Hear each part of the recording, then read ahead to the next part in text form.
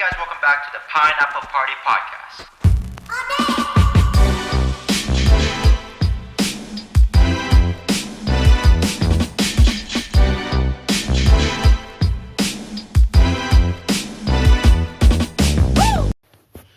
All right, I'm just gonna start us off. Hey guys, welcome back to another episode of the Pineapple Party Podcast. Okay, I know, all right, it's been a while, but by recently I mean yesterday, I was very blessed to have seen Kill Bill, the movie, Quentin Tarantino film with my good friend Celia. Um, yeah, and let's talk about it, man. There's so much to talk about. I don't have a script. I'm riffing off of my memory. Why am I saying my memory like it's 20 years ago? You know? It was yesterday, so it should be fine. But first things first, I do have to address I am super late to this movie. Um, yeah, this movie is what? Released 2003. So it's about, yeah, 17 to 18 years late. All right? It's like, yeah, I've left this beautiful gem of a movie unwatched for about 17 years. To be fair though, I was born in 2002, so when it came out, I would have been 1 year old, and you don't want your 1 year old to see, the shing shing, and then blood splatter everywhere, right from like the neck stump of a person's now headless corpse. But like a father that has went to buy milk for too long, I have finally came back and acknowledged the movie's existence and finally watched it. All right? God, that ain't that bad, right? That's not that bad. I mean, you can ask the fatherless 17 and 18-year-olds out there, right? Oh God, that's such a bad joke. Such a what? Okay. No, let's not do that. Well, I've already done it. But yeah, the movie is so amazing. So amazing. It is what a spectacle. The only other Quentin Tarantino film that I've watched is what was it? Once Upon a Time in Hollywood. And that one I really enjoyed. Even when it's not gut busting, head chopping, limb losing action, right? And brutal violence, the story itself was really fun to watch. And, Leonardo DiCaprio's character was amazing. I love Brad Pitt's character. Um, Even Bruce Lee. The one thing I don't like about Once Upon a Time in Hollywood is the fact that Bruce Lee was this cocky, what did he say? My fists are certified weapons. And then the guy goes on like, if you hit anyone, it is considered illegal. I did not like how Bruce Lee was portrayed in Once Upon a Time in Hollywood, because I am a huge fan of Bruce Lee and, what he has done for not just martial arts, but then like Asian representation and all of that in Hollywood, right? He was like the original Asian superstar in movies. But with that being said, I can totally see why they went along with that route. Bruce Lee is, quite a confident person. He's very brash and he's very well spoken and articulate. So I could see why they went with this route, and I can appreciate it. I don't like it, but then again, it's a movie. It's in the title. Once Upon a Time. It's a fantasy somewhat, right? But Kill Bill, my God, it's so amazing. It is so amazing. I'm looking at the timer on my recording right now. It's 4:20. All right. And I'm just trying to see how long I can say it's amazing for.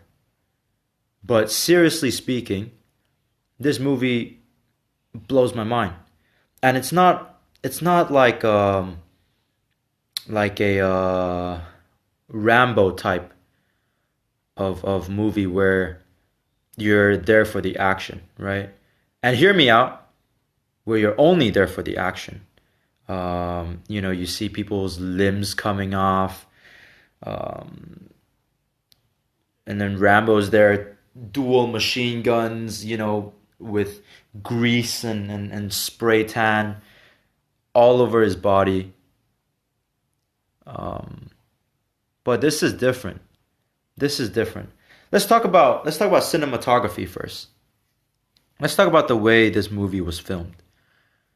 Um, there's one scene that, thinking about it right now, pops up in my mind is, by the way, spoiler alert, right? Even though I really don't need to say it, it is super unnecessary. Um, I mean, like I said, this movie is 17, 18 years old. Like, if you haven't seen it, you're worse than I am. All right, go watch it. Go watch the damn film. Ooh, it's so much action, so much violence. Ooh, he hates women. Oh my god. Relax. Let's talk about cinematography. There's this scene towards the final act of the movie, right before she fights the so-called final boss, where, let me try and paint the picture, right? So they're in Japan and they're at this kind of bar, slash nightclub slash restaurant, and it's like a traditional style Japanese restaurant. So you have, the sliders, and the building's all made of wood. There's these beautiful embroidery on the walls and all that. And she starts slaying all these yakuza dudes, right? Cutting heads off left, right, and center, cutting feet off. Okay, let's talk about Quentin Tarantino's foot fetish later. But eventually she ends up like retreating to the stairs, and then she's got like 30 men on her. Pause. And they retreat. She backs up into this one room, which is, I believe, the room where the Yakuza gangsters were originally dining with the boss lady, right? And someone switches the lights off, okay? Like, come on, it's like 20 or 30 against one. If we shut the lights off and she can't see, I mean, you could blindly start slicing and you'll probably get a lot of the Yakuza dudes, but surely the odds are against her. Surely someone will accidentally like slice her open, right? But then it creates this beautiful scene of just their silhouettes fighting, and and the color of the background is all bluish, and you get to see their silhouettes just fighting. And the way the fight scene was filmed as well it wasn't a quick cut editing where you have Liam Neeson in Taken where he climbs over the fence and there's like 20 shots, right? There's like one cut for his toe wriggling. There's one cut for his little finger flexing. There's none of that BS in this. What you have instead is the fact that they have done the choreography in a way where it's played out and you can feel the tension, and there's this pause moment, right, where they're all just looking at each other and you can see their shadows, and you can see some of them like physically and visually scared because they're shaking, they're trembling in fear. It's so wonderful, man. And there's parts throughout the movie where um I don't know. Look, listen, right? A little bit of a disclaimer before. I'm not a film student, who goes to Cannes, France during the summer and watches movies and have berets and drink. Not Starbucks, because Starbucks is cheap and exploit people. But I don't go to hippie coffee houses and I don't know, have a paintbrush by my ear and act like I'm a film student, okay? I'm just someone who likes movies, right? And I watch, a few different people who I watch those people who I label as pretentious, and I learn from them. All right? So I don't know these technical terms, and I don't know how to describe um, the techniques with, full accuracy. All right? I'm just paraphrasing in my own terms, okay? I'm just using my own words.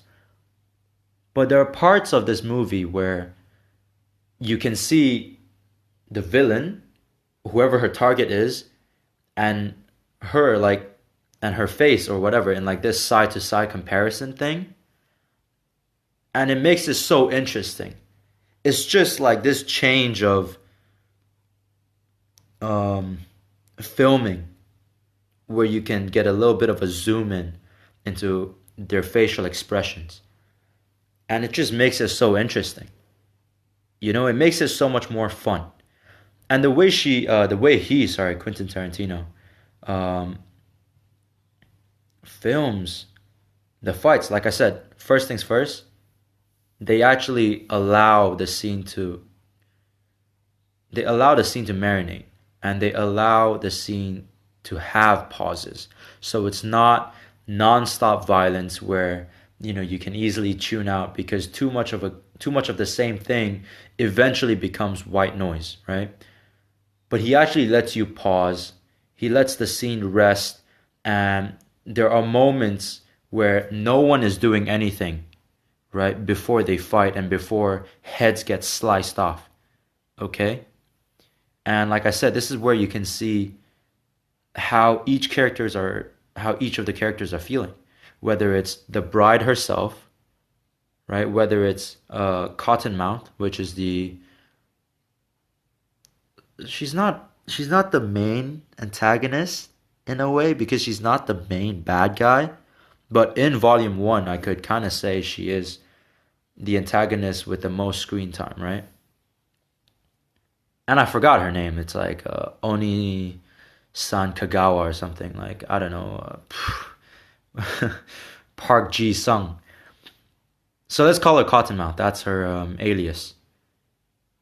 But there's another scene in the same setting of this Japanese restaurant and bar where they had this really cool like camera rig setup where it goes from landscape of them, standing and preparing to fight, and the camera rig goes all the way up, so you get a bird's eye view of them, and then it turns in a way so like it kind of tilts, and it's like a little roller coaster ride going at like 1 mile per hour, but you can see how everyone is positioned, and I don't know what technique like that tries to show. I just think it's cool.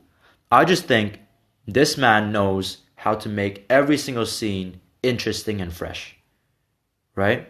And there's a lot of this like almost comic book style panel shooting where he would introduce a frame, like overlay a frame onto the actual scene, and then it's like a zoom in of the character's face or feet, send feet pics.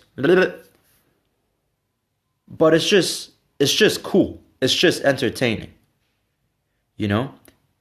All right, so yeah, I think that covers it. Oh, right. Oh my God, if I missed this, I would be pissed. The black and white, let's talk about it. Um Again, I don't necessarily know why he chose to film some of the scenes in black and white, but it makes it cool, right? And I don't feel like it's limited to only flashbacks. He used this black and white filming thing during the main fight scene as well, again in the Japanese bar. Whatever this Japanese bar is, I'm sure it's a set, but if it is an actual restaurant, like I hope they get all the publicity, man, because very beautiful place. Very beautiful place. So the black and white scenes are used for flashbacks when she's telling her story of how she lost her baby and how she was brutally beaten, almost to the point of dying, actually beaten into comatose. So all of that is used in black and white. All of that is done in black and white. But there are also scenes, like I said, in the Japanese bar where it turns black and white. All right. Again, this just makes it more interesting. It makes it more. It almost seems more brutal, which is weird because you can't see the color of the blood. but it just makes it more brutal. Like this is a black and white world, you know? Oh, oh my God. Yo, I hope my English teacher is proud of this. You know how English teachers analyze everything? Like, oh, Shakespeare put a full stop here. It means he had a sudden pause or a moment of genius.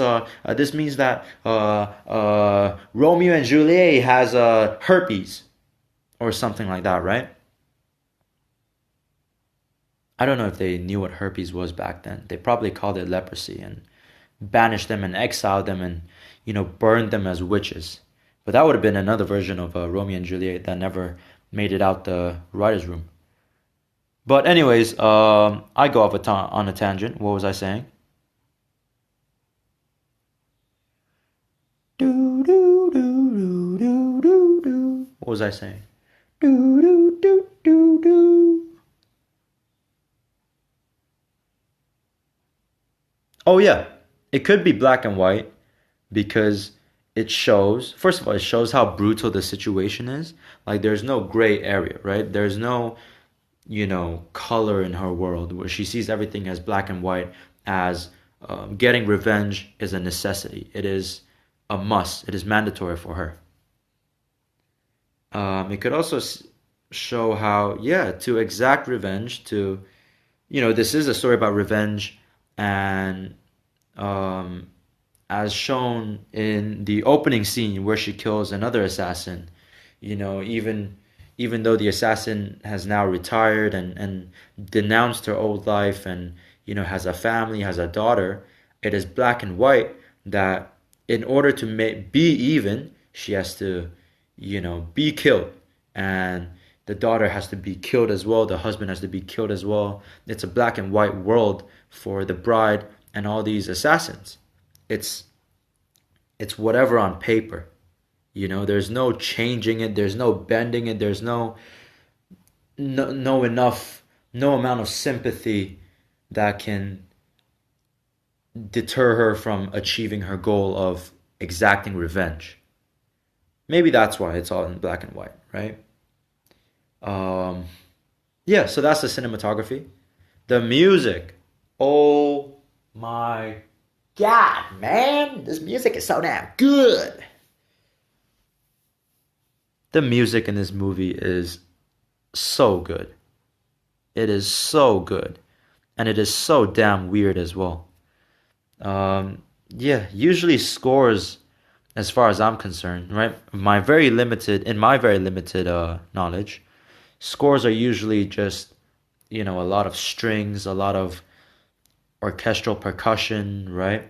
Bow, bow, bow, bow, bow, bow, bow. Left on the left, on the do, do, do, do, do, do, do, do. But in this one, there's a lot of like Mexican sounding music for some reason. I don't know why. I don't know if this is a white person thing where they're like, oh, it's Japanese, it's exotic, Mexicans are pretty exotic, right? Bow, like, me gusta. But the music in this movie is so entertaining. In the final fight scene, there's this like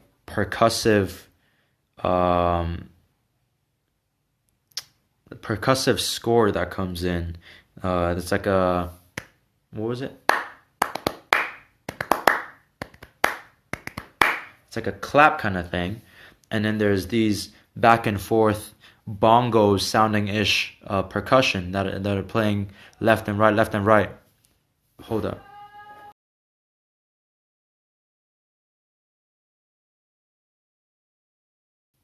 Sorry about that. Um, yeah, the percussion are really good.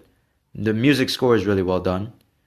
Um, what can I say, man? It's such a good movie. It's such a good movie. And again, I love the um, Mexican sounding score. I love what else? Because they mix it up so well. They mix it up so well. There's like, yeah, there's like these the standoff moments, right? It's like a Mexican standoff, where you have the bride with a katana covered in blood of the Yakuza, and then you have the Cottonmouth, with her own katana as well. Did I say katana? Good God. Good God. Katana, I'm sorry. And then the Mexican standoff music starts playing. It's amazing, man. This movie, so entertaining. The action scenes, also the super exaggerated blood squib. I don't think I can even say it's a squib at this point. It's like a water fountain, but with blood. Where she cuts someone's head off or a limb. You hear them, ah! And then the blood just starts shooting off into the air. I love how comical that is. I love how comical that is. I get it. It's super violent. But surely when you see something done in such an exaggerated manner, you're like, okay, it is a little bit funny. And it's so exaggerated that it's no longer that realistic. So I don't get why people are complaining, oh, it's making kids violent or blah, blah, blah. These are the same people who say stuff like Call of Duty makes children violent, or like video games makes kids violent and all that. Like, shut up, man. Right? For a lot of people, it's an escape. It's entertainment. Okay? I get that it could influence people in some way or another, but most of us are normal, sane people who, don't play one round of Call of Duty and say, hey, where's the nearest school? Let me shoot it up. All right?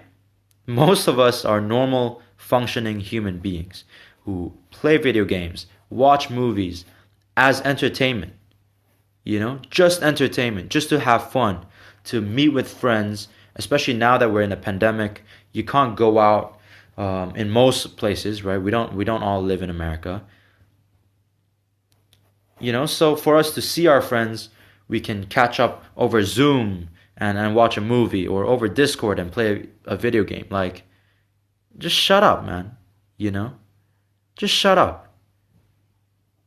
But the movie, let's get back to the movie. As a whole, this has to be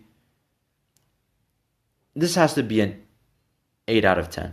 8 out of 10 for me. My one nitpick is there's a scene explaining Cottonmouth's origins, right? How she became a ruthless, one of the greatest assassins ever.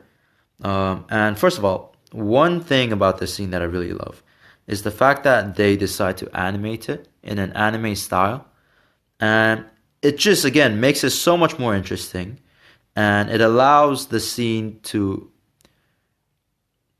go past human limits of reality, right? There's a scene where, this guy kills Cottonmouth's father, and then when it pans back to him, it pans upwards, and you see like he has a really slender and like hunchback, and his body is slightly out of proportion, but you can tell they've done it to show how scary and freaky he is, and how he's this like figure towering over a young Cottonmouth, right? Which ultimately leads her to become ruthless. So that's, the fact that by animating that entire scene, it allows us to bend reality, if you will. But my one nitpick would be the narration. The narration in that scene is pretty much narrated entirely. So if you don't like exposition, you wouldn't really like that scene. But with that being said, it is still so entertaining. So entertaining. And the way they deliver exposition isn't that bad as well. I actually don't mind narration that much. What I do hate is when you want to have a lot of exposition, you want an exposition dump, and instead of like trying to show it and maybe narrate over it or whatever, you have two characters meet up and they just start talking to each other like, they're audience members, and they want to tell you everything that's going on in the story. I don't like that. That's very lazy. That's very kind of gimmicky as well. It's like, oh, let's talk over a phone call and let's just tell everyone everything leading up to this and, treat the audience like stupid children, right? So my one nitpick would be there's quite a bit of exposition, but it is done in a very entertaining way. So it's not really a problem. But yeah, go watch it if you haven't. This movie's amazing. Um, Again, I don't know how this is gonna come out or how this is gonna turn out. But announcements, yes. Papa is back, Papa Jensen. I'm working. I've just recorded two of my songs. We're gonna get back and work on the recordings a little bit more. But I will be planning to release them either this month and next month. All right, stay tuned for that. I am so excited. Let me give you guys a quick preview. Trying to cross our bridge, but it's all burned down. Follow the gasoline trail to my own house. Follow my Spotify and my SoundCloud. Subscribe to my YouTube or else you'll be kicked out. Alright, that's it, guys. Hope you guys had fun tuning in to this episode. Again, take care. Stay safe out there. This has been Papa Jensen Schnattner. Take care, you guys. All love. Peace. And we're out.